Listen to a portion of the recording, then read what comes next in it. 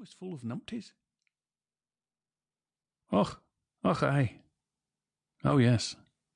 Pure dead brilliant. A term of commendation, rather good. Skoosh, a fizzy soft drink, a soda pop. Or as a verb to accomplish with ease. I'll easily skoosh the driving test. And somehow it also means drunk, with an added T, skooshed. Has reached skooshed. Sassenach. We often think of this as the term of approbation for an Englishman by the Scots. It originally meant a lowland Scotsman, but now by extension anyone from the south. Sassenach. Skiver, a shirker. Also the verb to skive. Skive off. To shirk your duty. Sleek it, sly or cunning. Tad, a little. I was a tad skooshed. Tuchter, a Highland rural person, Gaelic speaker, usually like a rube or a redneck. Wheesht, be quiet. So as I say, there's a much, much longer list of phrases and words out there on the internet. So go gather them and add to your list. So let's jump straight in and do one or two encounters, and then I'll start to unpack the signature sounds that you'll hear me see. A raven has been following you around for days. You finally say something to it. You big black bird. What are you following me around for? You think I'm an idiot? Is it an omen? You're trying to tell me something? Am I soon going to be dead? Stop your blethering. You're making me crab it. Get off out of here, you sleek-it thing. Whisht.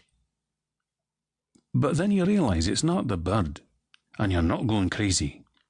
There's someone speaking to you from inside your head. I cannot believe I'm having a conversation with myself. I must be guttered, or maybe it's the devil. I should go to the kirk and say my prayers. Are you speaking Scottish to me? I have a tuchter in my head. Och, aye, I do. So this would be a good place to start isolating some of those key sounds that you're hearing me do.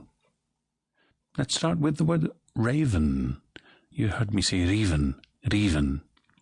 Couple of key sounds in there. First, the famous Scottish trilled R. Raven.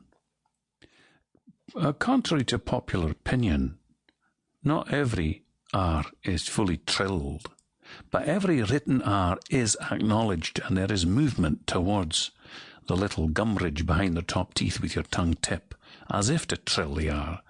A full treatment would be raven, which might be just a tap or a flap. Crazy, same thing, just a tap. So whether the R precedes or follows the vowel, you're going to make that little tap or trill. The vowel that follows it is also a pretty key sound. Instead of raven, you're moving off towards E, raven. Much tighter and closer than the Irish one we were doing. Raven in Scottish, raven in Irish.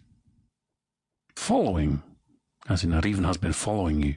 The vowel is different, certainly from American English, more in line with standard British English. Following. But whereas the Irish had a light L, the Scottish uses a dark L. Following, look, lazy, led, bleed. So you've got to do that little tongue-swallowing dark L. Think of putting a little vowel before the L if you lead. Instead of bleed, bleed. Just a little shadow vowel before the L might get that trick. The vowel in around gets quite a different treatment in various parts of Scotland. So you might hear around in the Orkney Islands. You might hear around in other parts, but definitely not around anywhere. Around. The oo vowel of goose and to. Who are you? It's a nice E sound. Think of that as the same as the French vowel. E. Tu es. Je suis tu es. E. You stupid goose. You're scooshed. Instead of scooshed. Extra energy on the THs. Unlike the Irish, who would say these things, the Scots usually say these things. So a fuller buzz on the THs. Words like pit and mist. To keep listening to this audiobook, I've left you a link in the description so you can do it, at no cost thanks to Audible's 30-day free trial.